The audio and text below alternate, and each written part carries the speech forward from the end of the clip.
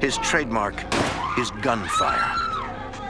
His goal, grab the cash, no matter who gets in the way. In his wake, he leaves terrified victims, fleeting glimpses, and few clues for the FBI agents on his trail. But they are determined to find him and end this gunman's reign of terror.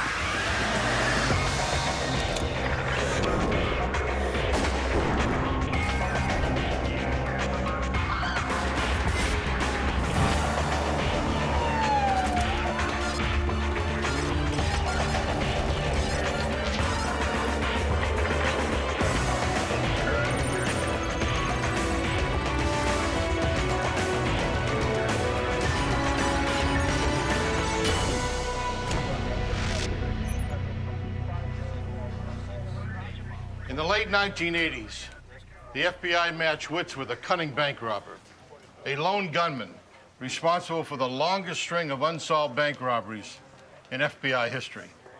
I'm Jim Kallstrom, former head of the FBI's New York office. The robber's planning was meticulous. He executed his crimes with military precision. It would take the combined skills of local police and dozens of agents to catch a criminal mastermind they called the shootist.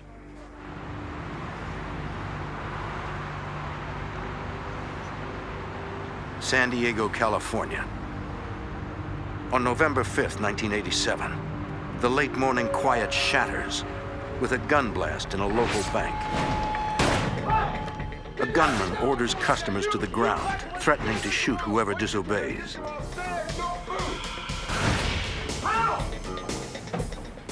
The robber forces the teller to fill his bag with money from all the cash drawers, warning against alarms, die packs, or marked bills.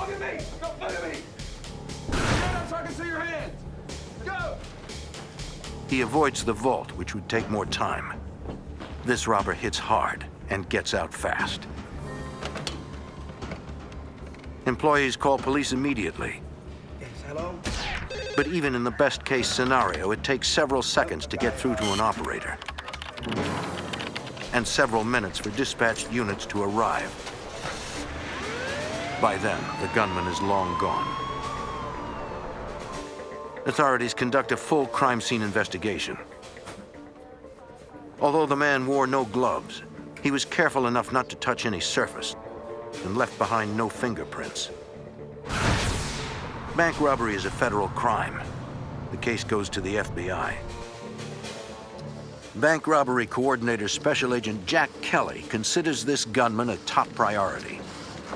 He's a takeover robber, taking command of the entire bank rather than slipping a teller a note. It's a rare style, used in less than 5% of bank robberies. Even on the takeover style robbers, most of them didn't fire weapons in the bank. So he was, again, even a smaller percentage of the small percentage of takeover robbers that we had at the time. So from that aspect, he was considered to be much more aggressive and much more dangerous. Also, he doesn't use a partner inside the bank, as most takeover robbers do. His violence has a profound effect on his victims. Victims in a takeover-style robbery are pretty traumatized by the event, especially when there's shots fired in the bank, and consequently, your descriptions can vary dramatically. I mean, as far as the age, the height, the weight, everything. Some victims say he was wearing a disguise. Others disagree. The differing descriptions are of no real help, so agents turn to the bank's security camera photos. We did have some surveillance pictures of mediocre quality at that time, and it was not a great deal of assistance to us in trying to identify who this individual might have been. The photos show only that the robber is a white male about 6 feet tall with a beard and mustache. Agents face a serious challenge. No evidence left behind. No reliable description of the robber. Special Agent Kelly believes it's not the man's first time robbing a bank. Reviewing unsolved cases for similarities, Kelly suspects the same man robbed another San Diego bank a year earlier.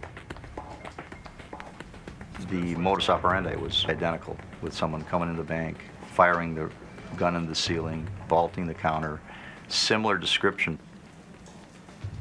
The gunman left no evidence behind. The fact that there were so few clues was an indication that this guy was pretty good, and he really probably planned these robberies very well. Soon agents learn the gunman is not finished in the area. After he robbed the second time in San Diego, he actually came back a month later and robbed a third time in San Diego using the identical MO and firing the shots into the ceiling. The robber's choice to fire his weapon makes him a deadly threat. I don't think a robber that does something like this would hesitate to shoot somebody if somebody actually tried to stop him. California? As a rule, Special Agent Kelly attaches code names to serial bank robbers to allow for shorthand communication among agents. Also, a catchy nickname increases publicity. The media would be more willing to pick up the story and to show pictures in the newspaper or on television, which would hopefully help us generate some leads. Kelly dubs this one the shootist for his distinctive and dangerous MO. On December 14th, 1987, the shootist robs a fourth California bank in Mission Viejo, 70 miles north of San Diego. Check inside the bank. I'm gonna go see what's in the convenience store here, see what we can find. Okay. It was my responsibility to review all the robberies that would come in from the surrounding regional FBI offices. FBI agents respond to the bank. Special Agent Kelly with the FBI. When a robbery occurs, you do an investigation inside the bank itself for any evidence, but you also do an investigation outside the bank to look for evidence or any possible witnesses that may have seen this individual, and we did both on all these robberies. There's a bank robbery here just a few minutes ago. Yet they get nowhere, like they're chasing a ghost. So far, the shootist has stolen at least $44,000. But it's not just about the money. Agents worry that at some point he'll shoot someone. We're dealing with somebody we thought that was going to become more and more aggressive during the course of his robberies, and consequently more and more dangerous. And it was somebody that definitely needed to be identified and stopped. After a year-long absence from California, the shootist struck 3 times in 5 weeks. Kelly suspects the shootist must have hit somewhere in that year absence. He's got to be somewhere else. He's got to be robbing banks somewhere else besides California. Checking with other FBI field offices, Kelly discovers a string of similar unsolved robberies in Texas, with dates that fit neatly into the gap between California robberies. During one of the unsolved heists, the gunman used the sort of violence agents have feared. In July 1986, a white male with a beard and sunglasses hit a bank in Abilene, Texas. After firing his gun into the ceiling, he forced the manager to fill his bag. As in California, he wanted only cash from the teller drawers and warned against alarms, die packs, or marked bills. The employees followed all instructions to survive, but then... No! No! Don't you move! Don't you move! Don't be looking at me! Stay down and same thing's gonna happen to you! The robber ran off, leaving the bank manager writhing in pain from a gunshot to the abdomen. Sir, go lock the door. Go lock the door.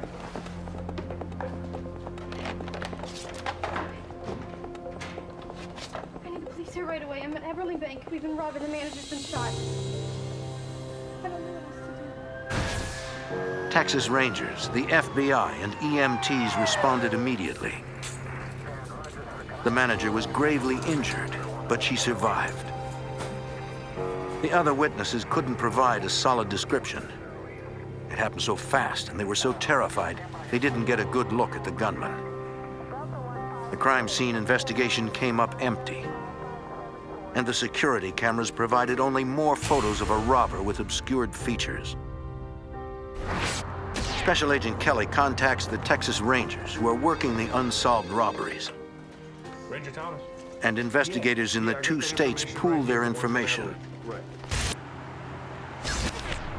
They know the shootist targets branches near highway on-ramps for a quicker escape. The investigators agree the shootist likely has a getaway driver, but no car has been spotted. Each heist is as clean as the last, and no solid leads emerge. The shootist pulls off 6 more heists in Texas and California in 1988.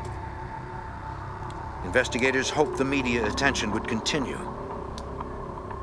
They need someone who recognizes the gunman to call in a tip. But because of the danger of this individual, we were hoping to get as much cooperation as we could, and we did. Local newspapers would run pictures of this individual. The local television stations ran pictures of this individual. With the ongoing media coverage, the shootist rises to infamy. His is an astonishing spree. 14 known bank heists in 3 years, all perfectly planned and executed. The shootist is destined to make FBI record books. A cunning adversary, like they've never seen before. 50s and 20s early. Just more. By 1988, a man called the shootist has robbed at least 14 banks in Texas and California. Special Agent Jack Kelly. He was well organized and planned things out well enough where he didn't leave a lot to track him with. What he does leave behind are bullets fired into the ceiling. If forensic examiners can find rifling marks on the slugs, they can run them through their ballistics database. And if the gun has been used in other crimes, they might get a lead on the gunman's identity. But that's a lot of ifs. Ballistics experts determined the slugs came from a .38 caliber revolver. But there's a problem with finding traceable rifling characteristics. The rounds that we did find were pretty well damaged. They weren't really going to be much benefit for identification as far as the rifling was concerned. The shootist continues his spree. His 17th known robbery is in the San Diego suburb of University City.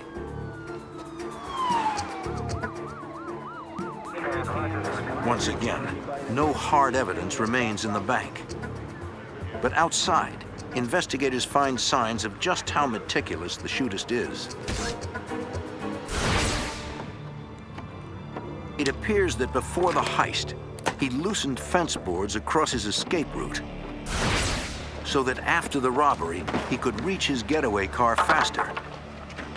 Special Agent Kelly has chased more than 100 robbers, but this one's the most professional he's encountered by far. And you had to give him some credit, he was good. But you always had the hope that maybe there was some piece of evidence or some witness, some other part of the puzzle that you could put together. Yet despite a full neighborhood canvass, agents come up empty. By the middle of 1989, the shootist is made off with nearly $250,000. And he's struck in at least 10 different cities. Anytime an individual is mobile and he's able to move from not only city to city, but state to state, it really kind of complicates the investigation because there are multiple jurisdictions. Kelly brings together law enforcement from around the country. California and Texas FBI agents, local police, and Texas Rangers work together, determined to find that one clue that has eluded them. The more eyes and ears you have out there at the time, the more likely you are to get a break and catch this individual. Because the shootist acts like a professional, agents suspect he has an arrest record for robbery. One of the logical leads to take is to look for people that just recently are released from prison and maybe going back to their old ways again. Investigators asked about bank robbers released from prison in 1986, when the shootist's spree began. But it's a dead end. No one recognizes the man. In the surveillance photos, it's difficult to determine what the man really looks like. And the hair, the mustache, didn't appear to be real. I mean, it was extremely dark in color. The task force concludes the shootist likely uses elaborate disguises. Wigs, mustaches, even makeup to change his complexion. When we first realized that he was probably wearing disguises, we actually took a number of the surveillance pictures to different costume shops. Agents show shop employees the photos, asking if they recognize the man or the disguises. But it's another dead end. Investigators analyze the shootist's bank robberies, hoping to find a pattern. They compare the amounts taken to the frequency of the heists and determine the shootist spends about $3,000 a week. When he runs low on money, he hits another bank. You were able to see, not necessarily a pattern, but you knew that he was going to need X amount of money after a certain period of time. Investigators note the shootist usually strikes on Mondays and Fridays and often robs different branches of the same banking companies. There were hundreds of bank branches in the general area where he hits. He was just a kid in a candy store out there with trying to select where he wanted to rob next, and it was our job to try to outguess him. The team sets up surveillance on branches of the banks the shooter seems to favor. They watch on Mondays and Fridays, the robber's favorite days. It's a long shot. And the problem we had was we had absolutely no idea where exactly it would hit. There were so many branches, so many targets. Sancho, this is Team 3, reporting nothing. Manpower is limited. Yeah, I'll stick it. Predicting which bank he'll hit next proves impossible. Bank robbers often use casinos to launder stolen money. The task force sends bank surveillance photos to casino security offices. One California casino responds with a good lead. A regular high roller there looks a lot like the shootist. They were willing enough to give us their surveillance photos of the individual that they had suspected. Agents track down the man and interview him. Special Agent Manuel with the FBI California. He does resemble the shootist, but he has solid alibis for the robbery dates. May 25th. Investigators eliminate him as a suspect. Another lead crossed off the list. We'll be in touch. Okay. On June 23, 1989, the elusive shootist strikes in Arlington, Texas, his 18th known heist. He has now hit banks over a 1,400-mile area. This time, a teller slips an exploding dye pack into his bag. When it blows, it renders the stolen money unusable. A few hours later, the shootist robs another bank. He's never struck twice in one day. It's a reckless move. Away from the counter, hands out where I can see him. Agents fear he's becoming more desperate. Special Agent Kelly fears it's only a matter of time before someone gets hurt.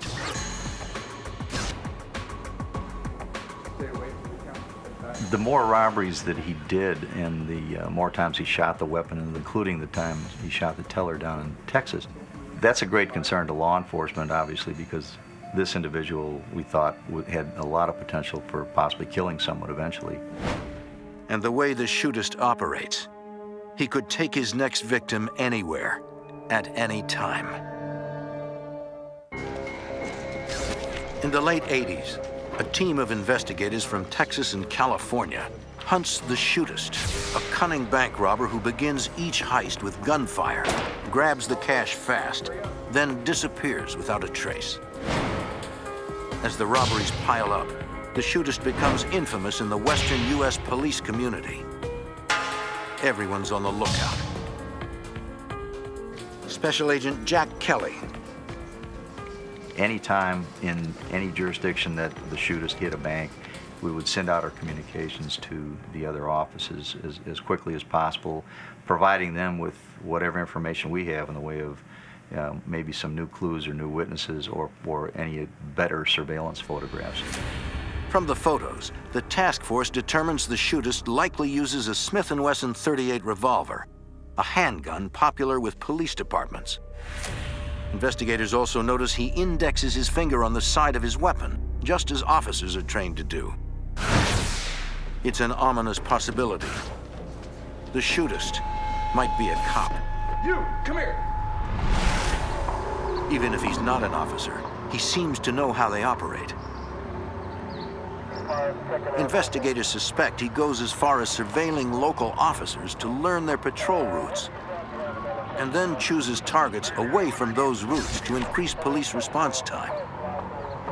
The elusive gunman treats bank robbery like a profession, and his planning has paid off in more than 20 robberies. Investigators welcome the continuing media coverage. They know their best chance of finding the shootist might be through the public's help. One witness in particular provides an interesting lead. After the 1989 heist in Mission Viejo, a resident near the robbed bank saw a man climb into the trunk of a car, which then sped off. He described the car as a red four-door with California plates, but he didn't see the driver or get the plate number.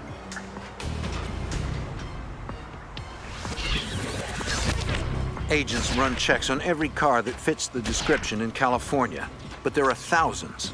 It would take months to track down each car. But the sighting does confirm one suspicion. When we found out that he was getting into the trunk of a vehicle, we knew that he obviously had an accomplice in these robberies. On March 30th, 1990, the shootist robs the same Texas bank he hit a year earlier. To investigators, the repeat job means he's getting even more brash, unafraid of being recognized by anyone. By the end of 1990, the task force ties the shootist to 27 robberies that have netted him nearly $400,000, all without a single usable print left behind. He was very cautious about vaulting the counters, not to touch things. Even going out the doors, he would hit the doors with his elbows or his hip to push them open. Somehow, agents need to find a way into the shootist's secretive world. They take the case to behavioral profilers at the FBI Academy in Quantico, Virginia. It's not that it's going to be able to place a name on the individual, but it'll kind of give us a little bit more about the guy's personality. Studying details of each known robbery, the FBI profiler creates a behavioral sketch of the shootist. Because most criminals start working in their comfort zone, the profiler suspects the shootist is from Texas, where the first robberies occurred. The gunman's level of precision indicates possible military training. You, come here. Since the shootist has gone so long without anyone turning him in, the profiler suggests the robber has only one fiercely loyal accomplice. And experience with other takeover robbers makes the profiler believe the shootist will grow more violent as his spree continues. It's possible the gunman will choose a shootout over surrender. This guy's going to be willing to shoot his way out of the bank or even take hostages to make an escape from the bank if he's cornered. In April 1991, Did you actually see a gun? the shootist expands his turf into Northern California, robbing a San Jose bank of $15,000. Okay. Did he shoot the guy? San Jose Detective Sergeant Jack Baxter We never found a witness as to where he went, what kind of car he had, did he have accomplices. We had no idea. This time, the shootist leaves something behind. A partial palm print is found on the counter.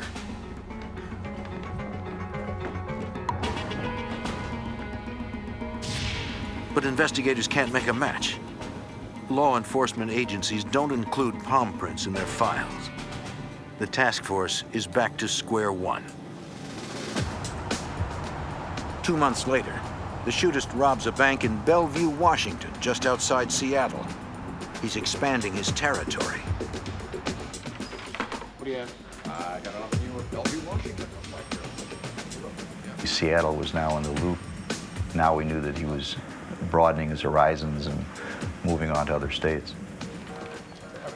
The elusive bandit is one of the most prolific and widespread robbers in modern FBI history. By 1991, the 5-year statute of limitations expires on his earliest robberies, so he can't be charged for them. Agents are racing the clock.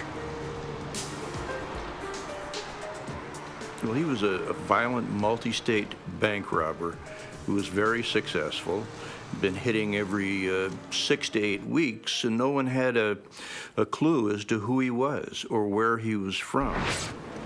In August, the shootist robs a bank in Los Altos, California, bringing his known total to $474,457. Investigators find a solid clue, a false mustache. It's the first evidence recovered that might be physically linked directly to the shootist. But at the time, DNA analysis is expensive and time-consuming, and they have no suspect profile to compare it to. Unfortunately, that wasn't of any evidentiary value to us other than the fact that we confirmed that he was wearing a disguise, obviously. By the end of 1991, investigators linked the shootist to 33 armed robberies in 18 cities. Investigators have nothing. They need a break, and soon.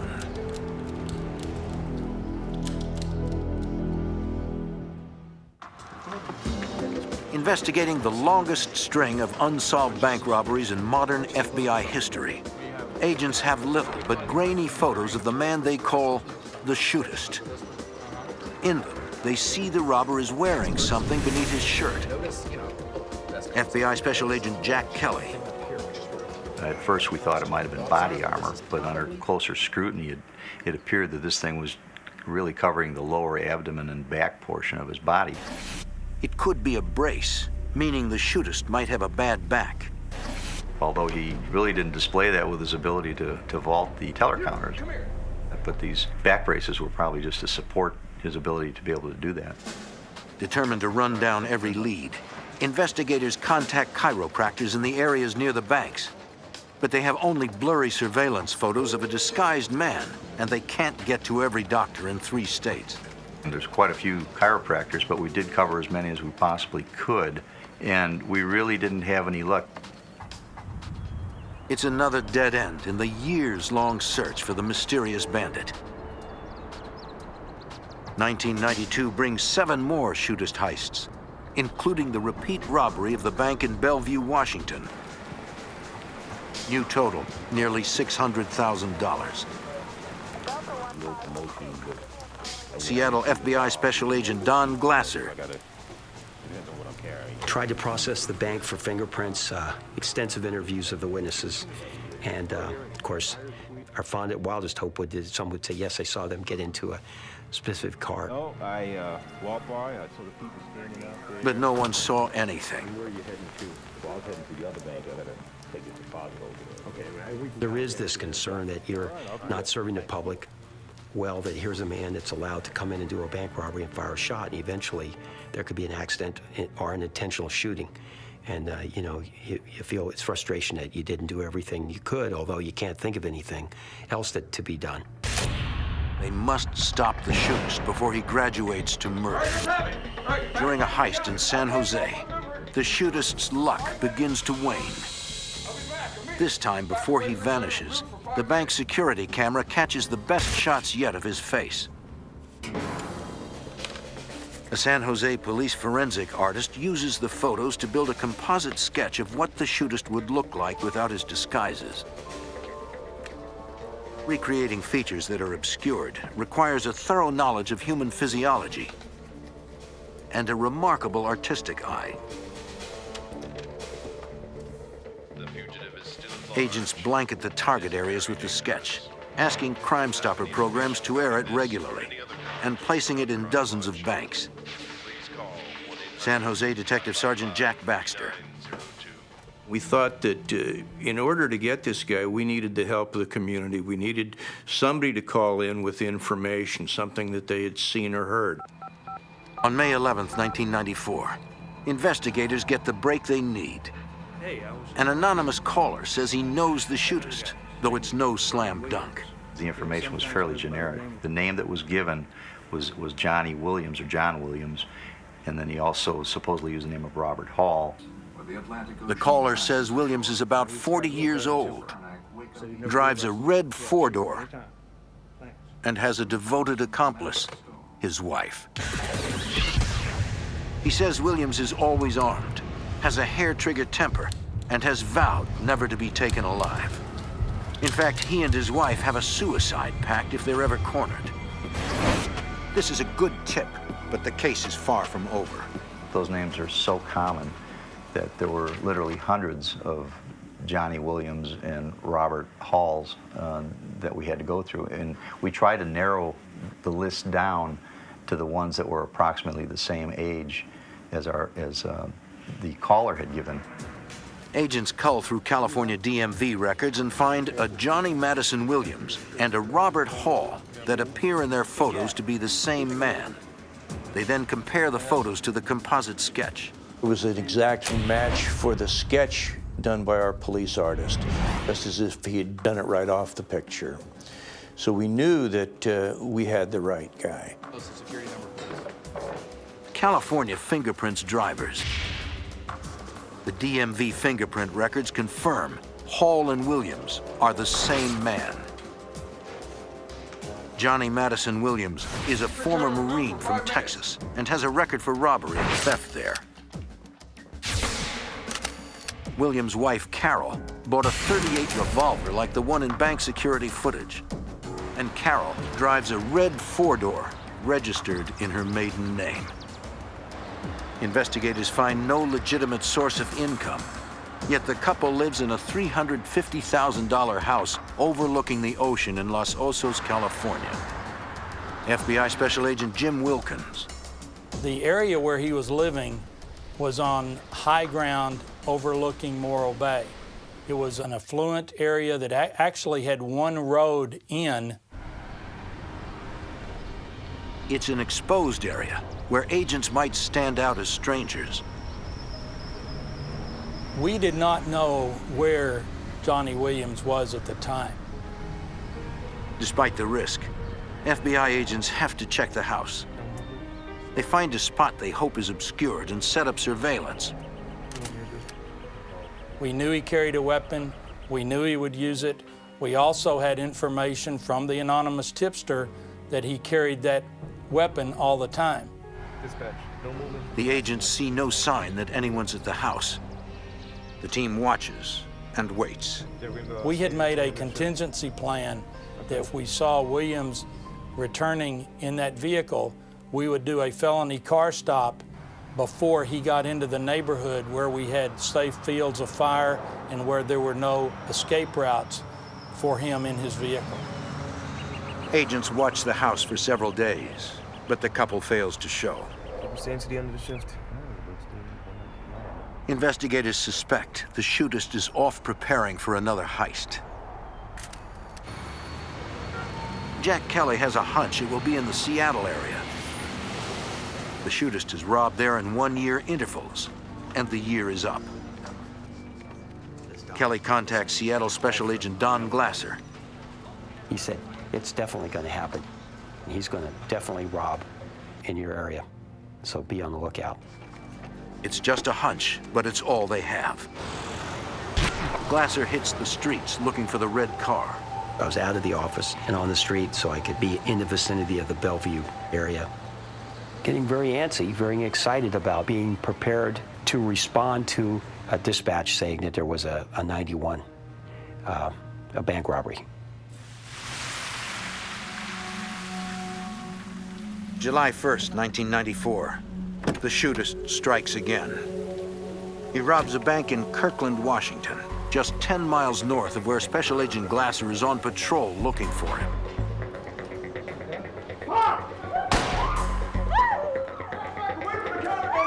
After his trademark gunshot, the shootist orders a teller to load his bag with cash.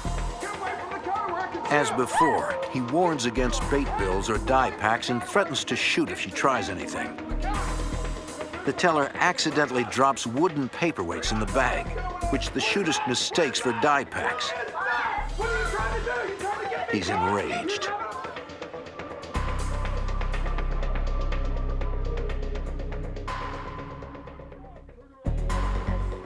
July 1st, 1994.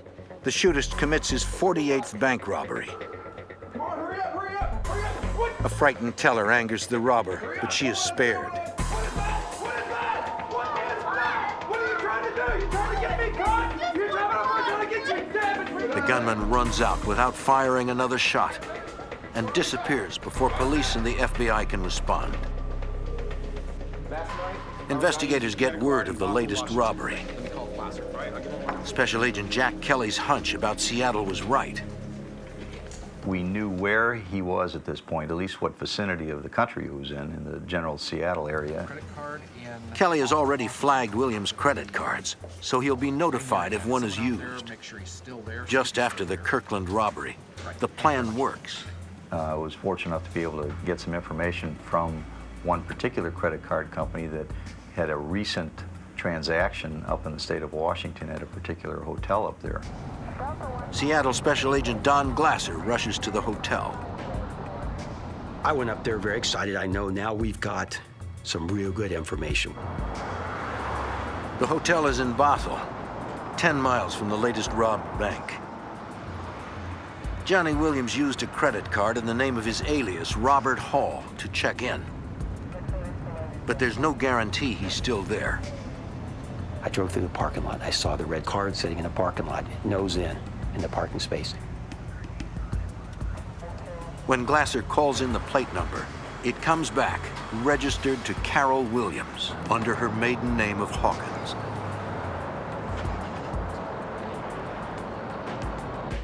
Hello, sir. How can I help you today? Yeah, let's see the manager. If Williams is still in the hotel, they must be careful not to tip him off or create a barricade or hostage situation. What I really need from you is I need you to look at this picture, okay? I need you to tell me if... The manager recognizes suspect Johnny Williams as Robert Hall and says he and his wife have not checked out. So I immediately called Jack Kelly back. He gave him the news and suggested he get on an airplane and fly north, and he was already packing his bags. At that point in the investigation, I was very excited. I contacted my counterpart, Jack Baxter, from the San Jose PD, told him they had the guy, not only we got him identified, but also we know where he is. So Jack hopped on a plane, and I hopped on a plane. Glasser also calls for reinforcements from the Seattle police and FBI. I'm here in Bothell at the hotel. We made sure that none of our agents wore radios, guns, raid jackets, FBI, ball caps, any kind of identifying. Ask them to act normal when they were moving around.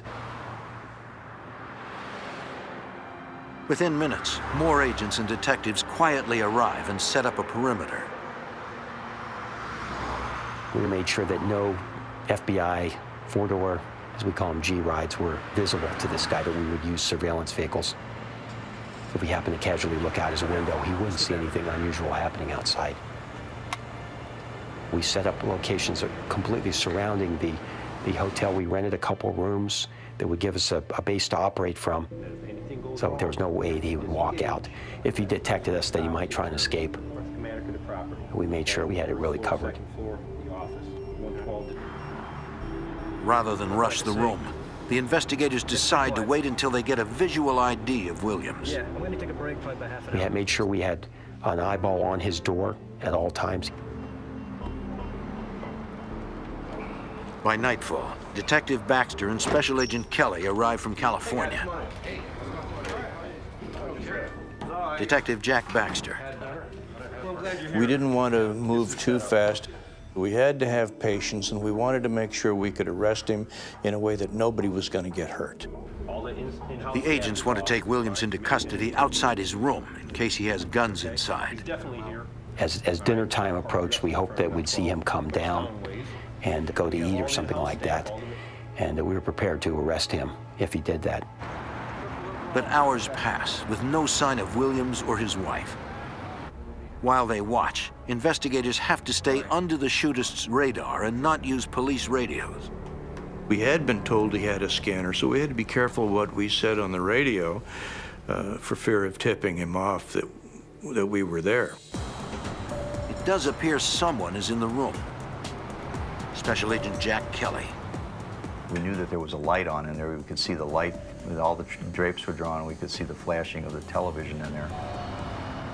After 7 years, agents and police may finally have the shootist cornered.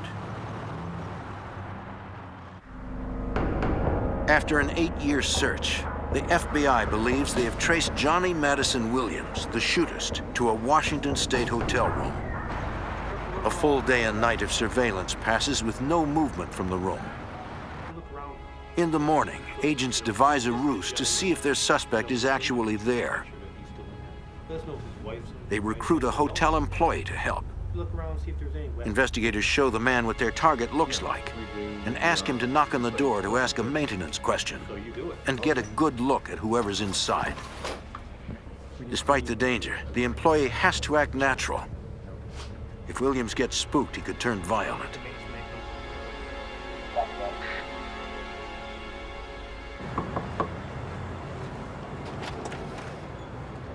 I need to change the filter. When the door opens, the hotel employee asks when would be a good time to change the room's air filters. Detective Jack Baxter. Our suspect told him that he was going to leave in an hour so he could come back in an hour and change the filters. Well, he ran back to us and positively identified him as being in the room. We had the room secured, so there's no way he was going to get out. Now they know the shootist is definitely there. And in an hour, he should emerge. I want everybody in place in 45. An hour passes. Then 2. Williams could be on to them. But then an opportunity presents itself. Special Agent Jack Kelly. There was a phone call from that room down to the front desk, and he had asked if he could borrow a typewriter because he wanted to write a letter to someone. And he was asking the people at the front desk if they could bring the typewriter up to the room. We instructed him not to do that. On the FBI's order, the manager tells Williams he's welcome to use the typewriter in an office near the front desk. Which he agreed to. Say be down shortly. The small office is a good place for an arrest, away from the public, no chance of escape. Special Agent Don Glasser.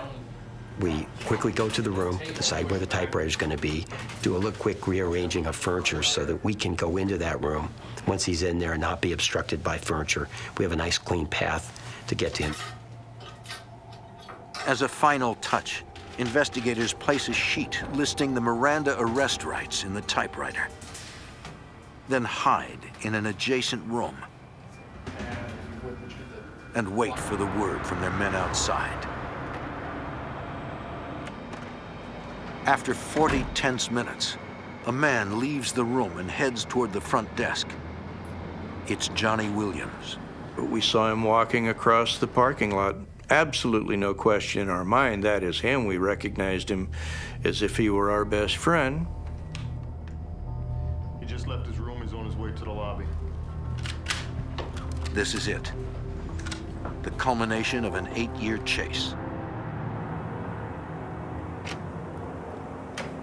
He walked into the front desk, and they instructed him to go over to this office. Mr. Williams, the office is right over there. So he walked behind the front desk and went over there. Use this typewriter and this extra paper down here. Just page me if you need anything else.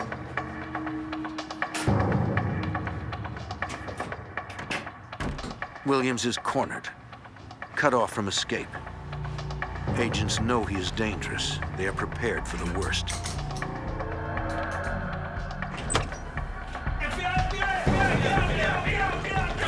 But he is completely caught off guard. Agents take him into custody without a struggle. He is unarmed. Because of the investigators' careful planning, it's a perfectly quiet arrest. I called him by his true name. I said, Johnny Madison Williams, Jr., it's over. And his head kind of dropped. Next, agents have to get Williams' wife, Carol. We figured there was no reason to charge into the room if we just wait long enough, and she would come down. In fact, she did.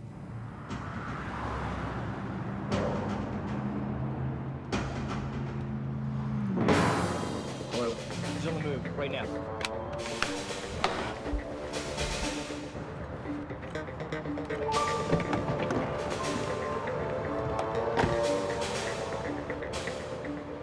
She came out of the room and she was going to her car. And we just stepped out and took her into custody there without incident.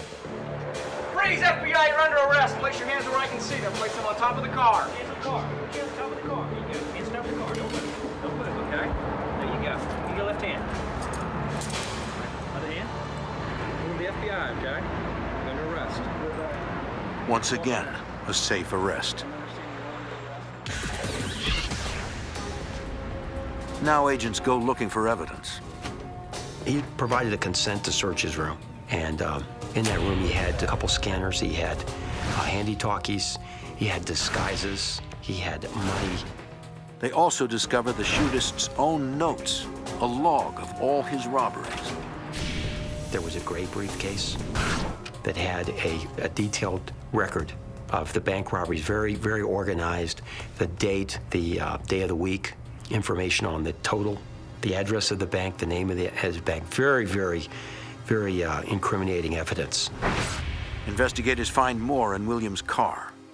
He had 2 pistols and they were in the trunk of his car. We recognized the 4-inch .38 revolver from the pictures, surveillance pictures. We knew we had the right weapon. He had a 2-inch revolver that we hadn't seen before. Both of them were loaded. The investigators separate Williams and his wife while they await transport to an FBI office for booking. Williams agrees to talk. We linked him to, I think, a total of 48 robberies. And when I did the interview, he asked me that. He says, how many do you have me for? I said, well, how many do you think we have you for, John? He says, oh, he says, you know, you wouldn't be here arresting me and know my name and everything else. You probably have all 56. Williams goes on to detail each of the 48 robberies the FBI know about, plus 8 they don't. The entire interview eventually lasted about 12 hours, and I was writing constantly. I mean, I had writer's cramp at the end of the 12 hours with all the information he was providing. Johnny Madison Williams took his work seriously, casing banks for weeks, outlining intricate escape plans. He says he wore the brace after injuring his back in a car accident and frequented chiropractors, just not the ones investigators got to. Knowing the FBI would try to trace his disguises, he stocked up in Dallas before he started his robbery spree. He tells agents he studied police routes, radio dispatch codes. All that work brought him close to $1 million in stolen cash, until authorities stopped him. Yet it wasn't just the agents and officers working the case who solved it. Many times it's the assistance of the public that leads to the capture and successful resolution of these cases. It's very important. I think no more so than now with the terrorism threat. Is that important? Carol Williams pleads guilty and receives 20 years for her role in the shootist robberies. Her husband, Johnny Madison Williams, the shootist himself, also pleads guilty to the 27 robberies still under the statute of limitations. He is sentenced to 92 years in federal prison. His unprecedented reign finally over.